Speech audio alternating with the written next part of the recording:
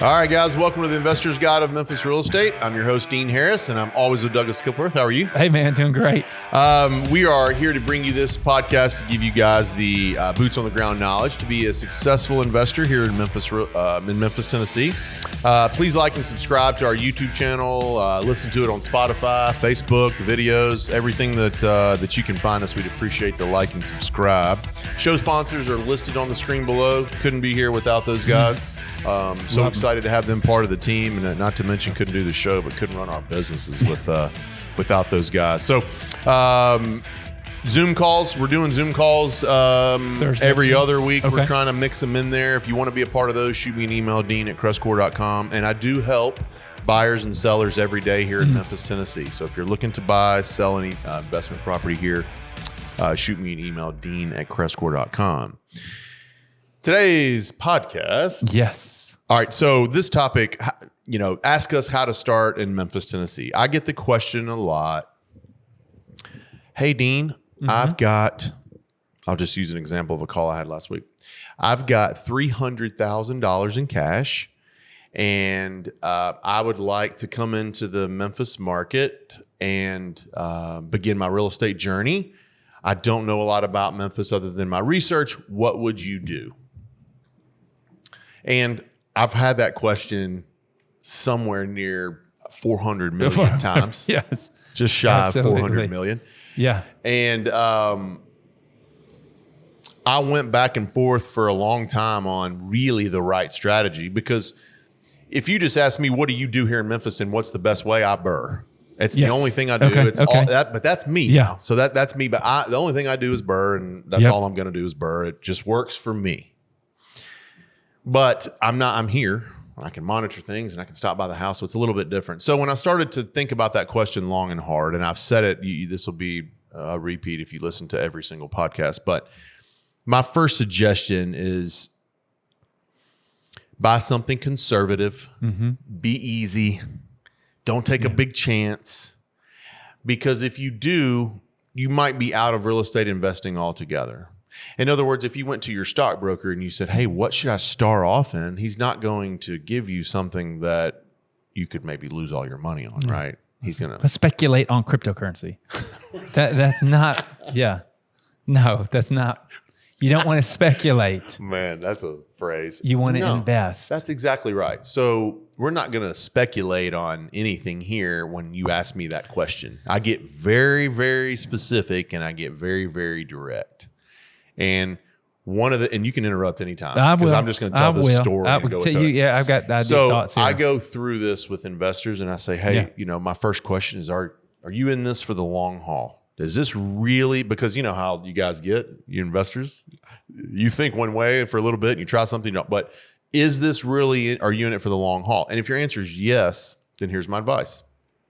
I would always buy a higher end rental in A minus, B plus market that is going to be super safe, dual incomes in the household, great school district, desirable area with commerce and jobs, but it isn't going to retire you, right? Okay. This is not going to be the greatest return.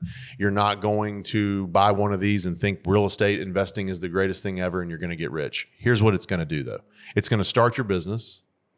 And it's going to start some cash flow. I don't care if it's $200. It's going to start something, and you're going to begin. You're going to get to know me. You're going to get to know the podcast better. You're going to get to know Corland. You're going to get to know property management here at CrestCore. You're going to get to know the title companies and our general contractors we refer out. You're going to become familiar with everyone. Yep. And then you're going to get a little bit of sense of comfortable, like oh, wow, okay, I'm going to tell you to do it again. I'm going to tell you to buy another home with a down payment that's in a good area and repeat all that again. Now you're going to have at least two. I will stop there. If you say, hey, I've got two, I feel comfortable, let's try something else, I'm okay with you there. Yeah. I would advise, again, if this is long haul, maybe get another one. Okay. Now you 3 or 4 good rent checks coming in. You're going to see some turnover. You're going to see some action. If you get one house, you'll see a little bit. You'll get to know me. You'll get to know everybody. But as far as your monthly quote action, there's not going to be a lot. Yeah. You know, especially if it's a good house, you're just going to collect rent and you're going to get bored. So again, I'm going to encourage you to move up to 3 or 4. Once we get to 3 or 4, then we can kind of look back. Hey, what's going on with the properties that we've bought? Cash flowing, everything's going great. Oh, there's a little hiccup here. We'll address all of that stuff because there's going to be some. Then it's time to explore. You want to burr? You want to go to an area that's a little bit more challenging, but the numbers are better. You want to try a multifamily. Last week's podcast, we talked about multifamily properties. You want to try a duplex or a triplex, or you want to try something like that is a little different. Fix and flip even. Okay. And why? Short-term rental. Because if that doesn't go right, and here, let me just tell you, on a burr property, it's 20% of the time something's going to go wrong. Yeah. Not tragic, but it's going to go wrong. Rehab's going to be more, take longer. Yes. It won't rent as much. Yeah. Whatever would go wrong. Right. Interest rate goes up again or whatever. That's right. There's going to be something during there that doesn't go right that you're going to say, ooh. And if you start with that process and it's a little bit of a drag, just like speculating on crypto, you might be out of it. You might say, forget that. I'll put my money in something else. I don't want to fool with that. And it just sets you up for the potential to fail at real estate investing. Yeah, I mean, what you're saying is you need to come into this and build a strong foundation. Yep. I'm feeling like a preacher here where it's like, man, you got to build your house on the rock. Yeah, that's right. Don't build it on the sandy land. That's right. And come in and get a firm base from which to work and to operate. Hunker down and then start kind of doing the things out from a position of strength. Yeah. And I love it. I mean, that's personally what I do and have done. I mean, I love what you ask people. Are you in this for the long haul? Oh, right? I have several questions first. Yeah, before, which is great because it's like, what are you? What's your goal? What's your strategy? How are you going to implement that? And if this is for you, and I kind of rewind the tape and think about, like, for me, it was like, hey, I wanted to get into long-term rentals so that I could, I think it's like, how do you answer that question? Yeah. You're getting in, or how do you finish that sentence? I'm getting in long-term rentals so that, ... And that's like, for me, and everybody's will be different. Everybody's going to be different, right? Yeah. And so for me, I was like, I want long-term rentals so that I can build a business that serves other people. Yep. And I saw long-term rentals as providing a foundation of cash flow and asset value. So like I was going to be able to start with something that I could operate from. It gives you a position to make decisions of leverage. You're in control. You're not making any desperate decisions in your life out of need and have to haves and things like that. It's providing you a mental state to make better decisions. Yes. And so for me, it was that firm foundation. I was like, I'm going to build this house. Yep. Here we go. I've got this foundation laid, and then I can go do what I want to do and how it fits in to that. And and that's exactly what you're saying. Like, hey, get a portfolio, and I have that.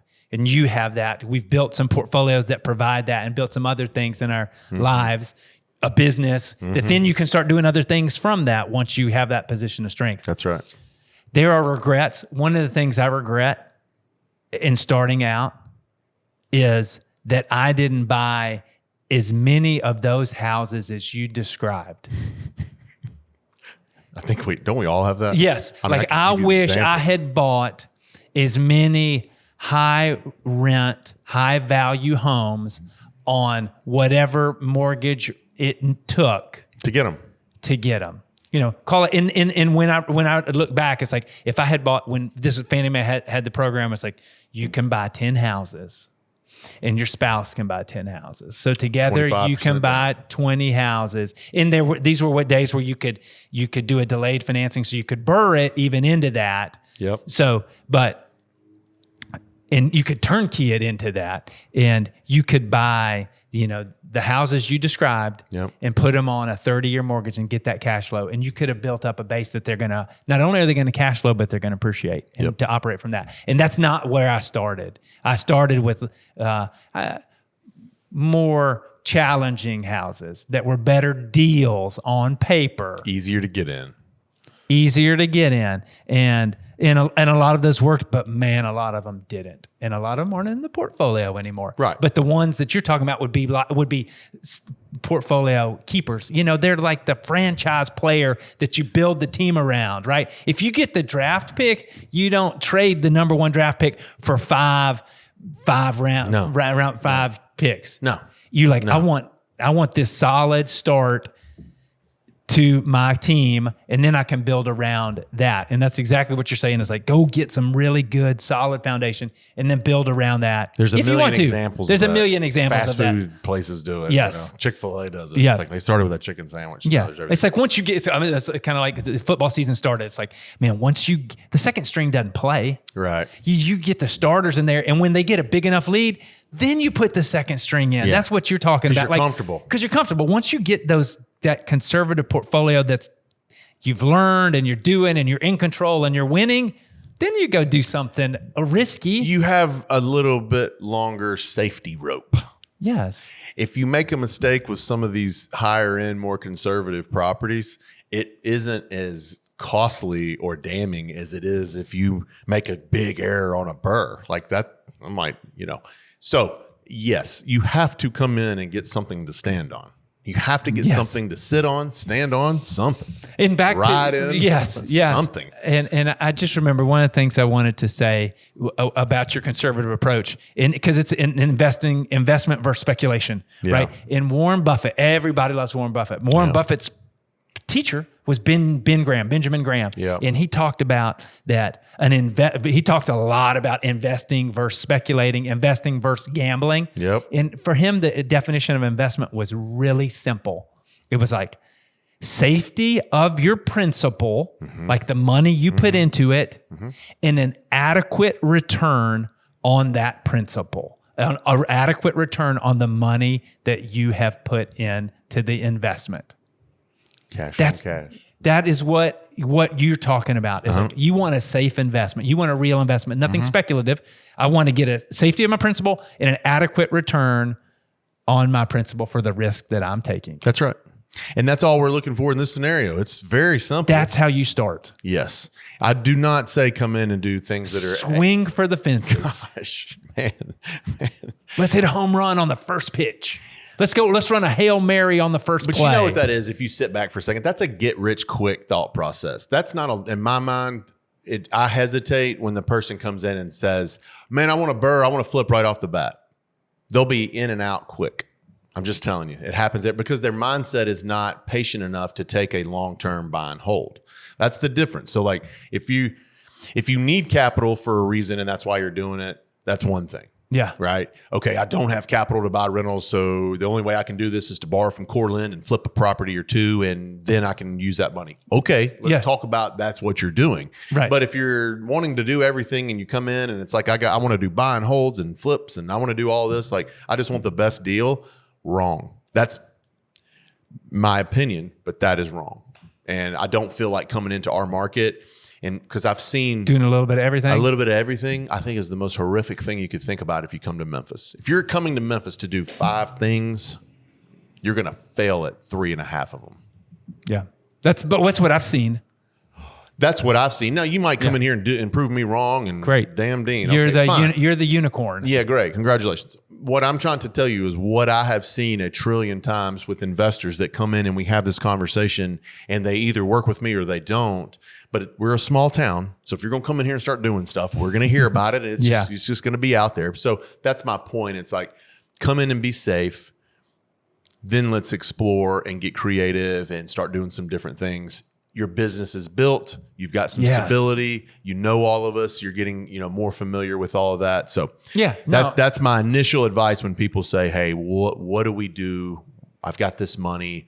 Not everybody's got $300K. I understand that. I've been torched on this podcast before for acting like somebody's got money. So if you're listening and you're one of those guys, like they're not listening. Oh, they just troll you to torched. Troll and But people, that's a legit call, right? Somebody called said I got 300,000. I get those calls all the time. That's great, and you're here to help. And I'm here to help that person. So if you don't have $300K, please don't comment on here and torch my ass for saying 300K. But that is the truth. And that is right. I mean, stay safe, to start. I mean, when you first learn to swim, you don't jump in the deep end. Yeah. Like, just playing from a position of strength, man. Like, why would you want to play from weakness and having to hit a home run? We'll end on that. That's my position on it. Of everything. Of life. I hate making a decision because I have to or I need to, right? It happens, but I try to prevent those. When I'm in my business and I'm especially thinking for my rental portfolio, the last thing I want to do is be like, I've got to make a decision, 3 or 4 here, right here. Like, I hate that. I want to be able to know, let's plan ahead and have all that done. And I want to make decisions for the long haul. If you're buying a property, would you rather buy from a seller who is in a position of strength or a position of weakness? Right.